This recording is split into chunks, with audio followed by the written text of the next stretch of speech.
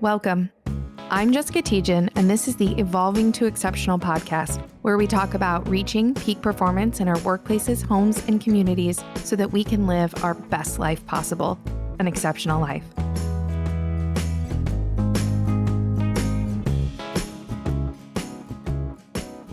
I want to welcome back our Evolving to Exceptional listeners to this week's episode of the Evolving to Exceptional podcast. This week, we have a guest with an extensive people and HR background, Tarry Gerling, who has performed roles in a really large variety of different settings, but most recently in a fully remote setting, which we're going to talk about in a little bit more depth. Right now, we know there's a massive wave of trying to bring everybody in the federal government back into the office. There's been that kind of cultural shift of many organizations trying to move people back into the office. And so we're going to talk a little bit about not necessarily like the merits of that or like whether you should or shouldn't, but more so about like how to do it. If you're doing it one way, how do you do it? How do you work in a remote setting and make it effective and make it productive? So before we get into all of that, Tarry, tell me just a little bit, or tell our listeners just a little bit about your background and your experience. Give them a little bit of a flavor of who you are and why you do what you do. Sure. Hi, everyone. My name is Terry. I've been in HR now for 10 and a half, 11 years, somewhere in there. Got my start in recruiting with a local firm here in St. Louis. Made the jump to a full-time HR role several years ago and haven't looked back. Been remote. I've been on-site. I've been hybrid. I've been white-collar. I've blue collar, manufacturing, SaaS. So I've done a little bit of everything. So I think I know just enough to be dangerous. And then something always happens that kind of knocks me back down a peg. So that's always fun. But yeah, that's kind of me in a nutshell. So looking forward to this conversation and thank you for having me. Yeah, I love it. And I when we first talked, we talked about your organization. Now you are in between organizations right now, but that organization was fully remote, was a fully remote organization. And so with that came unique challenges, right? Maybe you could talk to, and I know everybody's been fully remote, or most people have at some point at this point, but talk about some of the challenges or difficulties that arise when everyone in a company is fully remote. That's how the company is operating. Yeah. So I there seems to be this notion that being fully remote is more difficult or more challenging to build culture in, or a connected culture. You know, I'm a firm believer in the core truths of how you build a connected culture are the same. It's just the way you get there is a little bit different. So being remote, obviously you can have the situations where people, don't turn their camera on in a meeting, which is something that doesn't happen in an in-person setting, and how you deal with that situation, or being in person, but you have the commute or having to dress up every day that you don't have to do remote. But I think the building block or the foundation of a good culture, whether in person or remote, comes down to a place where people feel connected, heard, validated, and then appreciated.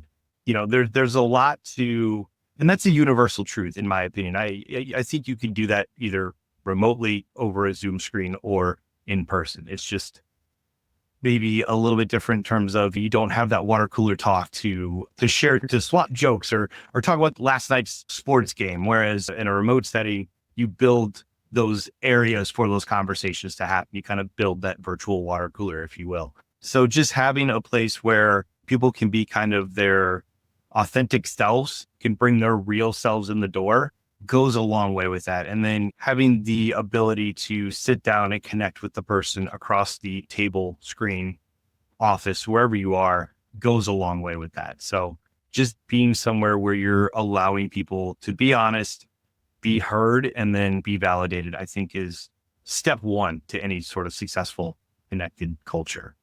I love that you said that, because I think you're right. I think humans are humans, whether it's through a screen or in an office or in a building together. And, one of the things I always think about is, so my very best friend in the whole world right now, we've only ever met in person one time. We live in different countries. She's in Canada, I'm in the US. We talk every single day over voice texting, right? We just send voice messages back and forth to each other. And we have built this really deep and meaningful friendship that way.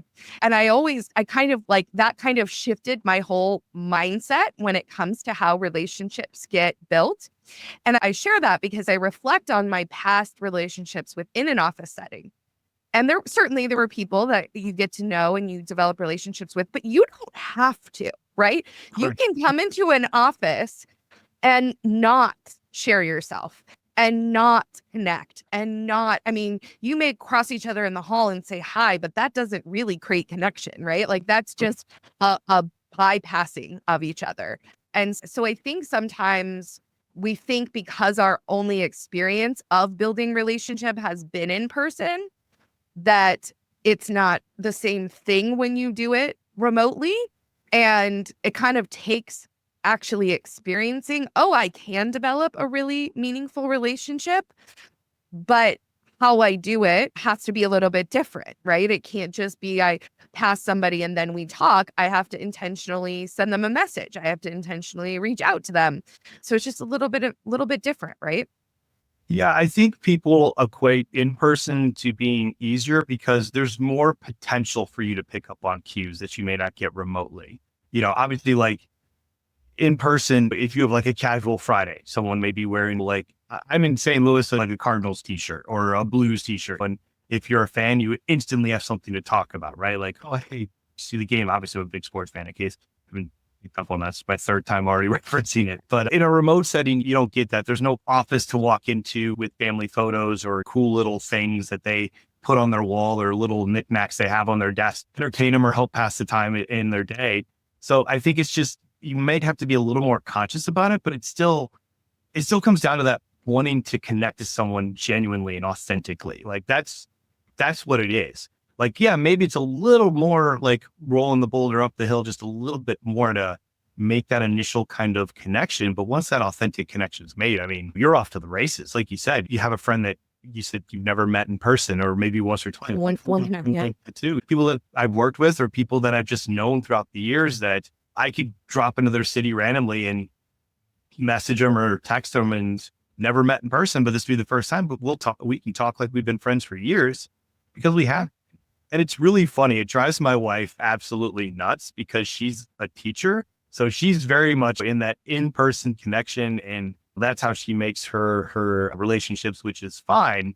But it just like blows her mind when I'm telling her like a story about someone that I've known for 6 years.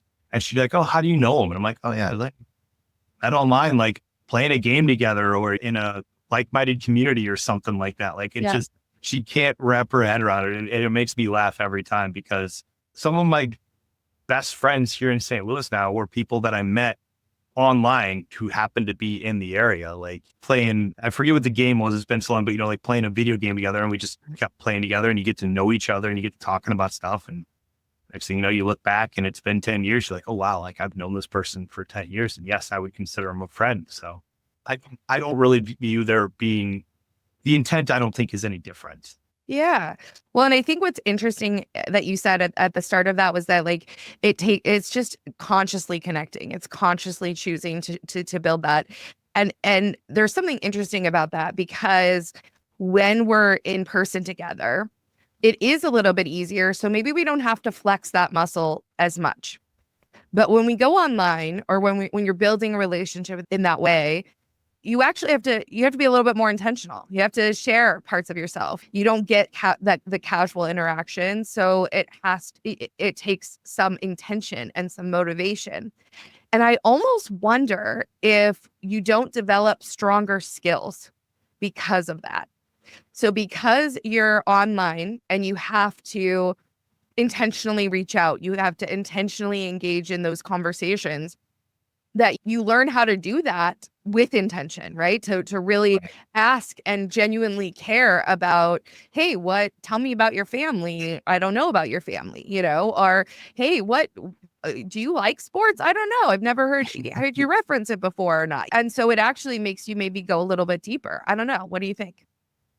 I think I think it's just a matter of a different muscle or maybe a different part of that muscle group. I love, this is kind of fading away, but I worked remote like pre-COVID as well. But there was definitely a notion like then and up until a couple of years ago where like remote roles only attracted like introverted people who just wanted to show up, do a job, not talk to anyone, never talk to anyone and get paid for it. And there's definitely people like that. And I'm not knocking it by any means, but I don't think it's a matter of one type of work attracts a certain person more than the other. There's been countless introverts that have worked in an office that get to know a few people that they are friends with and maybe go have drinks with or go to a sports game with. There's plenty of extroverts that work remote that succeed at it. Like, I think it's just a different group of the muscle as opposed to like, I don't attribute it to like there's remote social skills and in-person social skills. I just think you naturally are picking up on different things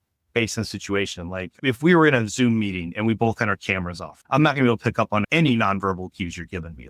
It's impossible. Whereas in person, you are constantly bombarded with those nonverbal cues because you're in person. So I just think it's a matter of exercising a different muscle depending on the situation. Whereas maybe if you're remote and you do more communication via Slack, you are very deliberate and very intentional with how your message is constructed. So it doesn't come across as the opposite of what you're trying to do. Like being in HR, like I could never Slack someone and just say, hey, can you talk real quick?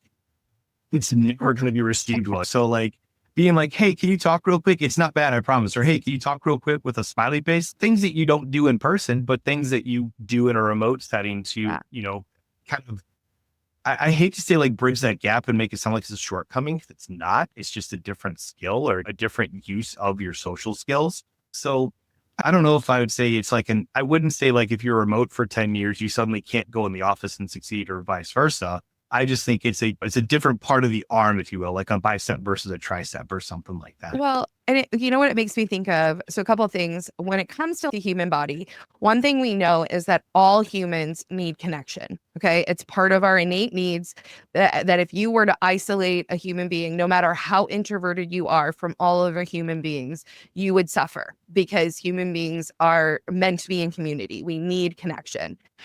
The degree of which we want to be in constant connection changes, right? There's people that love to be around people all the time. There's people that need some people time and some quiet time, right? That's kind of the introvert side of it. But we're all wired to have that level of connection. And when it comes to how we shape that or how we form those connections, it's going to vary based upon how we've our environments, right? So the way in which we've been raised, the communities and cultures, the style of communication.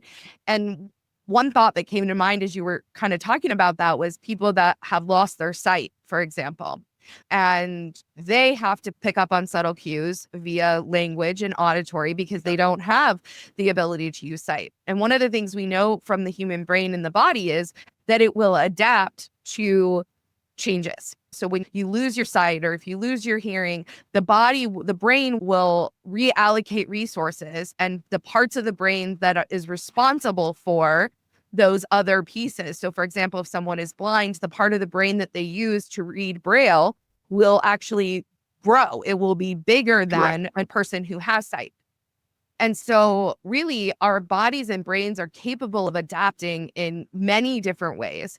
And I think what you're speaking to is the fact that we can pick up on subtle cues one way when we're in person because we can feel people, we can be more in tune with maybe their energy, but there is a strengthening of maybe our auditory ability to pick up on a person's tone of voice, the way that they're speaking, how they're speaking, that we might not strengthen if we're always in person. So while it's like kind of like how you said, it's just a different part, right? Like it's not as if it's one piece is better than the other or it's completely discrete, but maybe you're strengthening like a little different part of your brain and you're causing some other parts to light up and you're using skills that maybe you wouldn't have in another setting. Yeah. And I think it's at least talking about like social skills in this remote or in-person setting. I think it's something that those skills can then be applied to the other one. The analogy I gave earlier, like I can't just send someone a, hey, can you meet real quick? I actually picked that up from my being in an in-person role, because there was a situation where it was a Friday afternoon, everyone's getting ready to leave for the day. And I had a coworker help me carry some like heavy boxes from one office to another, completely innocent. Hey, help me do this. Just do me a favor. He's like, no problem. Absolutely. We're both carrying boxes full of stuff, and they got just things sticking out of it all over the place. And we walked past the entire floor to go from like the office to the storage locker or wherever we were taking. As I didn't pick up on the time because I wasn't thinking about it. Like the whole floor just goes quiet, and it's just no one moves, but their eyes are just watching us walk across the room. And we get to the storage locker and we put the stuff down, and he just starts laughing. And I was like, what's so funny? He's like, you do realize it looks like you just fired me, right? And everything hit me. And I was like, oh my, I'm so like, oh man, I will go out there and tell everyone right now, like that was not the case. So that stuck with me from an in-person situation to then be, hey, when I'm remote, I need to be cautious and deliberate with my messaging and what I'm doing, because while I can control what I say, I can't control how it's perceived. So I need to be as deliberate as I can to make sure that it gets perceived the way that I want it to. And I don't know, that sounds a little like manipulative, and I don't like that, but I don't know a better way to put that. I'm sorry. Like what I mean is, if I'm sending you a good message, I want you to receive it as a good message, right? If I'm sending you, hey, we have a problem, we need to fix it, and this is a serious conversation, I want that gravity and that severity to come across. And that's why for me, at least, and maybe I'm wrong, but I feel like it's just a different part of that muscle being exercised. Yeah. To these are my in-person skills and these are my remote skills. And there's another element there that I think kind of the flip side of it that's important to kind of mention too, which is that when we're in person together, we also impact each other, not necessarily even in our interactions, but in the state in which we're operating. So if we're in a close proximity to each other, we know that the human body, particularly the heart, has a 5-foot field around it where we are impacted by, there's an electromagnetic field that our heart extends around our body. Our brain does too, but our heart actually extends further. And when we're in close proximity to other people, we can be impacted by those people. So for example, if you've ever been like, and I always like to use children because they're like the most obvious, but like a child who's in like a complete temper tantrum and is totally dysregulated. They're overtired, they're hungry, whatever. They're just totally dysregulated. You can start to feel yourself getting anxious, right? Like, just be quiet, like whatever. You're feeling their nervous system. And what we know is that people will either co-regulate to the most regulated nervous system in the room or the most dysregulated nervous system in the room. So if you go into a meeting and somebody is super stressed out and just totally like, you can just feel that person's energy. You can feel that stress, and it can spread to everyone else who's there. It can spread. And then suddenly everybody's stressed out and everybody's got too much to do. And everybody kind of feels that like tightness and that stressed out feeling. And so in the in-person space, when that happens, it's more easy to spread, right? Like it's more easy. Somebody's in a bad mood, somebody's stressed out. That's more easy to spread to others. And you don't necessarily get to control your interactions, right? Someone can walk up to you and disrupt your focus. Someone can say, I need you to come do something different. Like you don't necessarily control your boundaries as well in that setting. In the virtual setting, kind of to what you were getting at there, is I can kind of control when I want someone to know this is a good conversation, or when I want someone to know this is going to be a tough conversation. And are you in a place to have that type of conversation right now? Can we talk about that? And you get to kind of be more intentional with those interactions. And so there's, again, there's not that there's one that's right or wrong, but I think it's helpful to know the differences in how we're impacted differently in those different settings. I never knew that, but I guess where the saying like misery loves company comes from, right?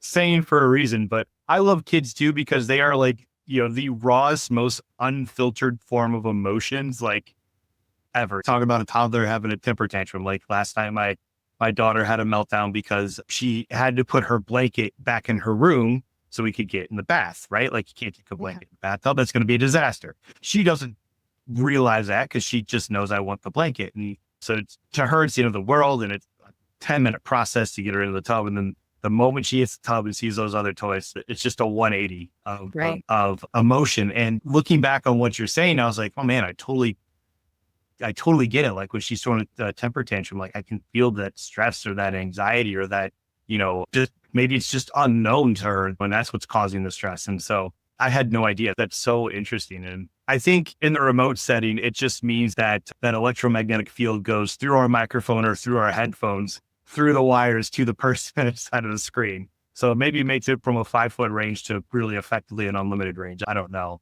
But you did say something in there that I wanted to touch on real quick, talking about like being the one person in the meeting that kind of misery loves company and it spreads out. Like as a leader, like you have to always be aware of that, regardless if you're remote or in person. Like no matter what, if you are the most senior person in the room or most senior person, whatever, you are going to set the tone for the entire meeting, conversation, whatever the case may be. So you have to I don't want to say be fake because people will pick up on that, but you can't let your stress or anxiety show in terms of those meetings, because all it's going to do is drag everyone down.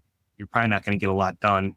Maybe it turns to finger pointing and name calling and just devolves. But there is a time to be like, hey, look, this is what scares me and this is what worries me, and we need to talk about it. But I feel like that can only happen if you're being authentic with the people in the room and you're being, you've established that, hey, this is a safe space for us to go through these emotions together. I wouldn't do that in a company meeting, in like your quarterly business review or something, but in a room with your most trusted people, like if you're dealing with something, there is absolutely a time and a place to be real or to go over the bad stuff. It's not just all about sunshine and rainbows, and that's how we make a connected a community of people. Like we have a spectrum of emotions for a reason, and you're allowed to go through them. And people will pick up in an instant if you are being, disingenuous or you're faking it. I wanted to say that I think in the business setting, regardless of remote or in person, like there's this unintentional focus on always being positive or always being everything's great, or no, I'm living the dream, as they say, right?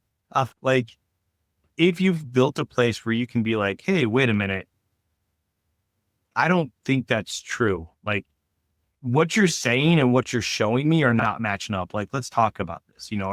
Are you okay? Like it can start there. Like some of my most raw conversations with people, either in person or remote, have been like, just, are you okay? Like, honestly, this is me talking to you, human to human. I don't care about the job. I don't care about our titles. Are you okay? And you'd be surprised what you can learn and what you can uncover. And then once you've identified that stuff, you can work on solving it. Like one of the things that I have the most, I'm sorry, I'm a quick story and I'll wrap up. But one of the things that I'm most proud of in my HR career, and I will take to my grave with me, is if one of my roles, we had an employee who was great employee, had great marks in their performance review, and then suddenly it started to decline, and then it just kept going down and kept going. The performance wasn't there. They were showing up late. They were calling it sick more. And so immediately it was like, okay, something's going on here. And the manager came to me and was like, hey, I want to put them on a PIP, like they're just not performing anymore. We may need to look at someone else. And I was like, okay, well, give me a day. Let me put this together. And I mean, not even 5 minutes after that manager left my office, the employee came in and was like, hey, I'm dealing with some things. I need to take some time off and get myself right and then come back to work. And it was like, oh my God, thank you. First off, thank you for trusting me enough to tell me that and to be that truthful and not just pretend everything's okay. And I mean, from there, it turned into, how can we support you? These are the programs we have. These are the things that we can do. Take your sick leave, take some short-term disability if the situation applies for it. And, they were able to do that, get themselves back on track and come back to the company and stuff like that. To me, that's why I focus so intently on this stuff, because to me, there's nothing better than someone being able to raise their hand and feel comfortable saying, hey, I need help. Maybe it's just on a project. Like it doesn't have to be this extreme situation, right? But to me, that is the key indicator of how successful your culture is and how connected your coworkers are in your organization. Well, and I think what you just raised is really important. So I want to emphasize it, which is that true connection is not built in the chit chat conversation. We've all done how's the weather? That game was good. Like we can Right. make that conversation work, but that doesn't build authentic and meaningful connection. What does is truly understanding and witnessing another person in their Right. struggle and in their success. Either way, that is where the most valuable and impactful relationships are built. And so when you speak to that, as I think kind of brings back memories in my own career of similar types of situations of where we acknowledge the humanity in the humans, right? Like the struggle and the challenges that are just part of being human beings going through good times and challenging times. And when we can witness each other in that, when we can connect around those things, when we can offer someone compassion, which is, Right. I always talk about our different intelligences in our body. We've got neural networks in our head brain, of course, but we also have them in our heart and in our gut. And our heart is responsible for emotions, relationships, relational affect, and what's important to us. And so when we connect on a heart level, talking about what's important or what our emotional experiences, whether that's being stressed out and why we're stressed out or what's challenging us, or the opposite, or good times, or like, I just had this amazing moment with my child. Let me tell you about it. It was so cool. Those are the things where you really feel your hearts almost sync up and you can feel that meaningful connection. You can feel that meaningful relationship start to build. And that doesn't require you to, it doesn't matter where you are or how it happens. It's about the nature of the connection and the conversation rather than the location, Right. right? I'm laughing a little bit because I'm just picturing all your listeners, like we're talking about like heart to heart connections, but it's like mushy emotional stuff. How many people just like got uncomfortable at that thought because it's for some reason it makes folks uncomfortable. And I'm not talking about like, we're not talking about like love in that sense. Like for me, that heart to heart connection with that employee came from, he saw me drinking. I had 2 coffee mugs that I always drink out of, and they're both Star Wars related. He saw me drinking out of a Star Wars mug, and we made like a work friendship out of that. Like we weren't hanging out outside of work and stuff, but it was a connection to where, because Disney is now making like a new Star Wars movie or new show every other month. It seems like we were able to talk about those sorts of things. And it wasn't just, oh, hey, how's the weather? Oh, hey, do you see this episode? Yeah, it was great. And then 2 ships pass into the night. It can come off of the most innocent, small things. And talking about heart to heart, I love it because when I would lead, I'd call them vulnerability workshops. It was always funny seeing the new people in the room because you'd always see them kind of like sit off a little bit more, or maybe squirm a little, or you start looking away because it makes them uncomfortable for some reason. And I think it's okay. It's okay to have that emotion, but you need to get past it. We're not talking about you're marrying this person or you're starting a family together or stuff like that. Like these are just people at work. This is where you're spending, I don't know, at least a third of your life. There's a number out there. I don't remember what percentage it is, but like a third, 2/3 of your life. Why wouldn't you want to get to know the people you work with and form some sort of friendship with? Because I promise you, it's going to make the day go by faster and better. Like if nothing else, if that's all Well, you get out of it, it's fine.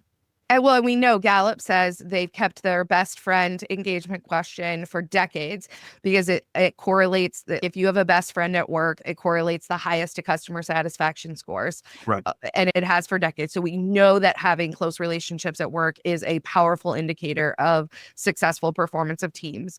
And we also know that in order to build trust, it requires vulnerability. That an absence of trust means there's a lack of a vulnerability, that those two are inverse of each other. So you cannot build trust with another person without revealing parts of yourself. And it's funny when you say people get uncomfortable, and they can get triggered, especially if people have a pattern of being taught you should hide away and bury and suppress your emotions. But here's the thing I always say. We used to say people should leave their emotions and their personal issues at home. But Right. here's the thing. Everywhere you go, your body goes with you. And those emotions, your stresses, your circumstances, how you're doing is all embedded in your body. It's not something you can take out and put on the shelf. It's all inside of you. So whether you're burying it, hiding it, avoiding it or addressing it, it's still there. And it actually takes a lot more energy to hide it, to suppress it, to not feel than it does to allow yourself to just move through it. And so once you create a space, and I don't mean you have to talk about your depression or you have to break down crying, but if you can create a space where you can come together on particularly what you value, what's important, right? So instead of talking about things that don't matter, what's something that's really important to you? Tell me about what's going on with your kid and what you're really excited about or why you're really excited about it. It's those conversations that build connection. It's those conversations that create some of that vulnerability that allow somebody in a little bit into your world and your experience and how you're experiencing the world. Yeah. And I mean, that's a great point. And I think, where that whole notion of you check your brain not your brain, sorry, but you like check your emotions and your personal at the door. Yeah. At least from an HR sense comes from, or at least came from, I don't want to wade into waters that I'm unfamiliar with or that I'm suddenly like promising stuff that I can't deliver. And if you're genuinely connecting with people, like you talked about, like a kid situation where, money's tight, my kid needs a medication, or they just fell and broke their arm because they're a kid and they do that. And I don't have the $1,500 to cover the medical bill. I need to get paid more. It's like people are afraid of those conversations happening because they don't want to say no and feel like they're shutting it down or they're doing damage to the work they've done to get to that point. Right? And I think, at least for me, what's worked for me is when people come to me with stuff like that, if they truly walk away from it feeling heard and feeling validated, the no may come and I'm going to help them understand like the why. That goes a long way. And I think it kind of ties into the notion too of HR only cares, only there for the company and only says no to stuff and all that sort of stuff. People have plenty of personal stories to validate that. But I think where we can do better is digging into that uncomfortableness with the individual in that situation. It's not just no, see that, here's the door. Okay, like, hey, if you want to talk about this, we can. Let's pull up your last couple of performance reviews. Let's talk about the work you've been doing and where you want to go. Like, here's a situation from a month ago where you had an incident at work that we had to talk about and solve. Like, people are willing to have those conversations with you as long as you're being authentic with them and you're being honest. I'm not saying it's always going to go well or it's always going to result in a yes or it's always going to result in a happy ending, but giving people the ability to hear those things and to know that, hey, you don't get everything you ask for. That's just not the way the world works. But let me kind of break it down for you why, or let's talk about how we can get you there. Let's come up with a plan and let's work on it that way. You talked about like you can't have trust without empathy. And I immediately thought of, I'm a huge fan of Frances Fry, excuse me, I can't believe I just messed that up, and Anne Morris. Fantastic authors. I love their books. Frances has a phenomenal TED Talk on trust and the triangle of trust and what happens if they wobble. For her, it's logic, authentic, empathy equals trust. That's what I was trying to pull up. I didn't want to mess up her triangle. Yeah. To me, that's the playbook right there. Being authentic is probably the toughest one, at least in my opinion. Everyone can have their perspective on it. Empathy, show up for the person, let them be heard, let them know that you hear them. And then the logic is what the rationale of the decision. And that should lead to a situation of a trusting relationship. So if you have not checked it out, I can't think of the name right now, but I think if you just put in Frances Fry, I keep saying Frances, I'm so sorry. I keep saying your name wrong. And TED Talk, it's like it's one of the most viewed TED Talks I think ever, or definitely her most viewed one. It's her I can picture, because I've watched it so many times, her on stage, got like a black turtleneck or shirt on, and she's got just this chalkboard and just goes to authentic trust, empathy, all this stuff. It's fantastic.